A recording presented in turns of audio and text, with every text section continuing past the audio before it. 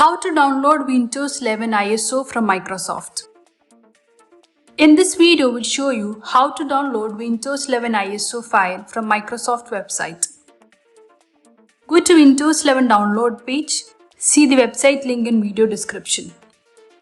There are three options below for installing or creating Windows 11 media.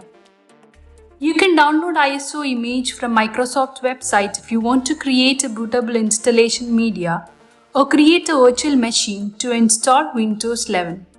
Select Windows 11 from the menu under Download Windows 11 Disk Image. Click Download. Select your language and click Confirm. Click the download button that appears. The ISO file will now download to your computer.